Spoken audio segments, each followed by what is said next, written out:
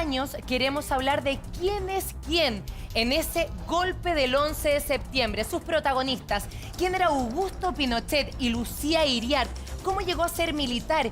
Y es verdad que Lucía era la que verdaderamente controlaba las decisiones de Pinochet. ¿Quién era Salvador Allende, por ejemplo, y su esposa Hortensia?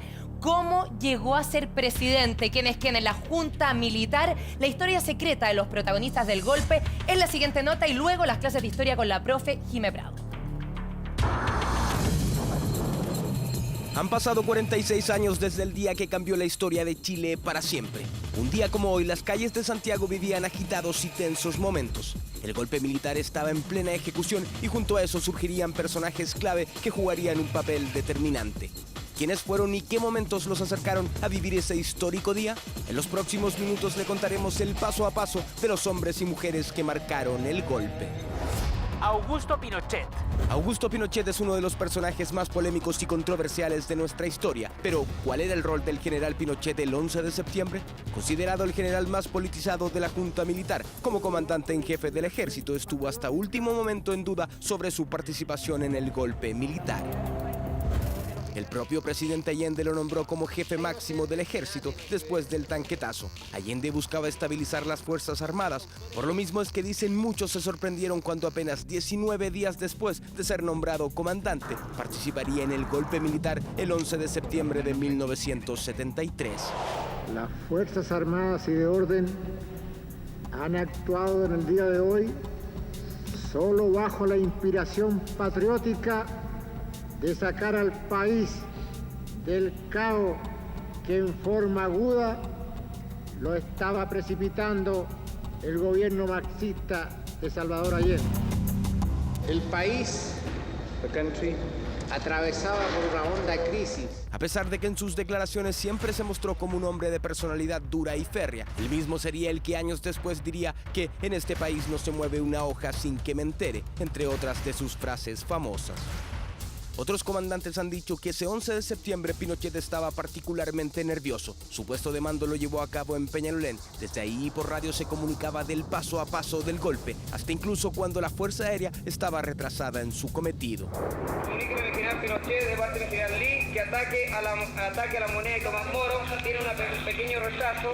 Ordené abrir que actuara con la artillería, con los recoilos, o sea, con los sitios de proceso y con lanzacohetes, porque se están atrasados 10 minutos ustedes.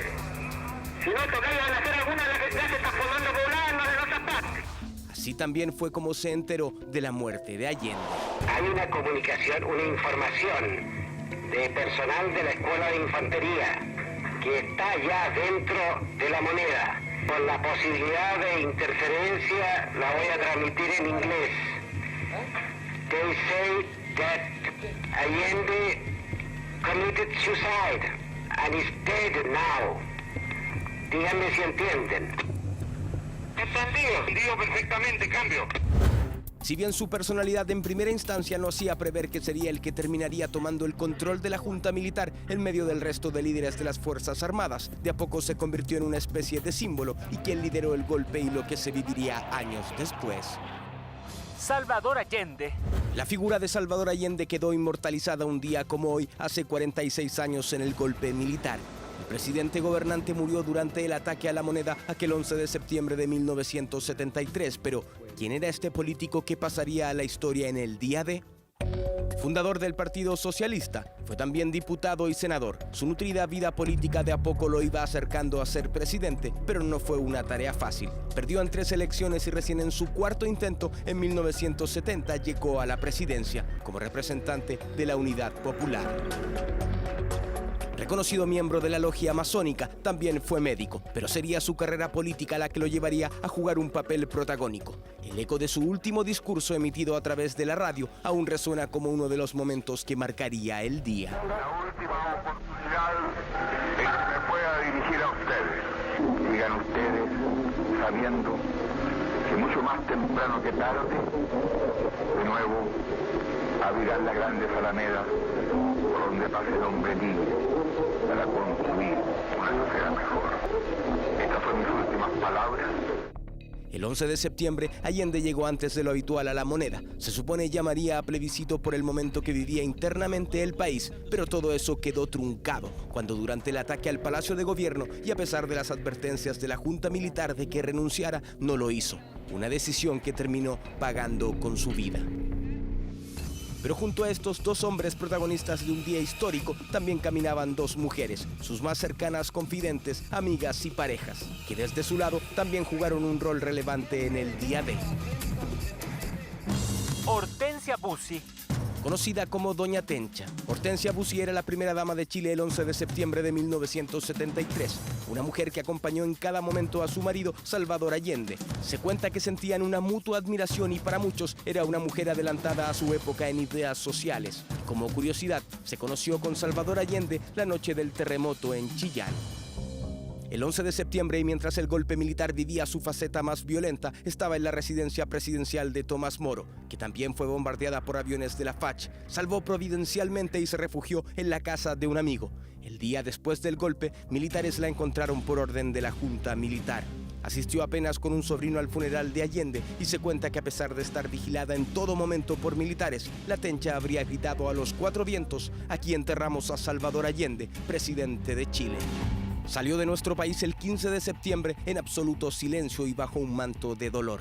Tendrían que pasar 15 años para que regresara a Chile, seguramente con el recuerdo siempre imborrable en su memoria del día en que perdió a su marido. Lucía Iriart. Lucía Iriart es una de las mujeres más famosas del golpe militar. Hasta el 11 de septiembre su perfil era más bien bajo en comparación al que alcanzaría como la primera dama de Chile en los años venideros. Siempre se han tejido historias en torno a su figura, que sería la confidente y mano derecha de su marido, Augusto Pinochet.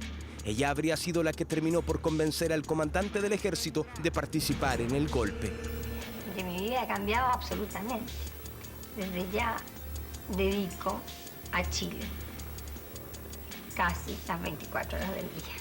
Pero estoy feliz de hacerlo. Creo que es mi responsabilidad, es la parte que el destino me ha dado al lado de mi marido.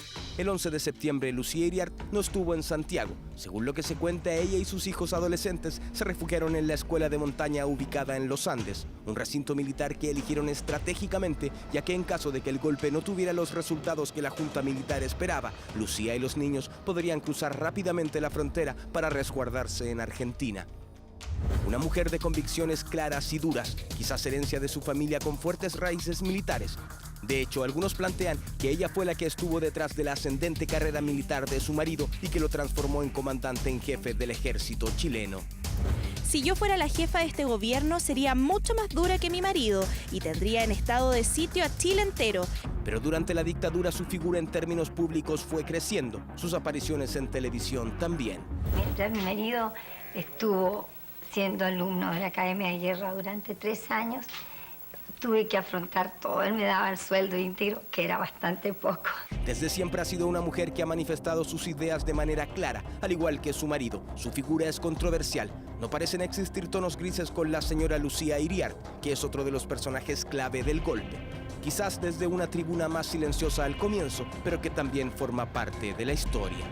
Y que asumo la responsabilidad política de todo logrado, en la convicción que ello no tuvo otro norte que engrandecer a Chile y evitar su desintegración. Pero además de estos personajes también están los otros integrantes de la Junta Militar, líderes de las Fuerzas Armadas que ese 11 de septiembre se coludieron para llevar a cabo el golpe. La Armada, la Fuerza Aérea y Carabineros, 3 fuerzas comandadas por hombres que también dijeron presente en el día que cambió la historia de Chile. Se les pide que abandonen de inmediato. Firmado, comandantes en jefe del Ejército, Armada, Fuerza Aérea y Director General de Carabineros. Gustavo Lee. Conocido como el general más disidente de la Junta Militar, Gustavo Lee asumió como comandante en jefe de la Fuerza Aérea de Chile apenas 41 días antes de que se llevara a cabo el golpe militar. Esta es una decisión que las Fuerzas Armadas y de Orden tomaron por unanimidad. Reconocido hombre duro dentro de la FACH, también lo fue en los momentos clave del 11 de septiembre de 1973. Como muestra, así reaccionaba ante la petición de un oficial de retrasar aún más el bombardeo a La Moneda. Cambio. Mi general, en este momento sale del ministerio un jeep a La Moneda a retirar 6 mujeres. Será cuestión de 3 minutos para que aguante el ataque. Cambio. Déjense de labores dilatorias y de mujeres y de jeep. Yo voy a atacar de inmediato. Cambio y terminado. Conforme. Se esperen un momento en La Moneda porque van a salir las mujeres. Ahí, gente. Claro, y es que el bombardeo estaba planificado ocurriera a las 11 de aquella mañana, pero Lee lo dilató esperando que Allende renunciara, saliera de La Moneda y sacarlo de Chile. Pero no contaba con que la decisión del entonces presidente sería inapelable. Personaje clave en el día D, fue uno de los últimos en sumarse al plan, pero también uno de los que planeó cada movimiento. Días antes del golpe le pidió al entonces general Pinochet que lo llamara cuando estaba todo definido. Eso no pasó y fue él mismo el que habría ido a la casa del general del ejército para saber si tendría o no su apoyo. Pero con el tiempo, el general Lee sería famoso como el hombre disidente dentro de la junta militar, el único quizás que era capaz de manifestar abiertamente su opinión en contra de los lineamientos que imponía el general Pinochet. Me dice que no podemos seguir así, con este gobierno de fuerza violenta, de terror, de estado asiento, virulento. ¿Por qué se puede gobernar con tranquilidad? Por lo mismo es que grabó algunos audios secretos de la junta militar, quizás previendo lo que pasaría años después, cuando fue expulsado de la junta por su discordancia con el mando que ejercía Pinochet. Cuidado, vamos a caer juntos y yo a tu lado. Yo no aspiro otra cosa que ayudarte en tu cabeza.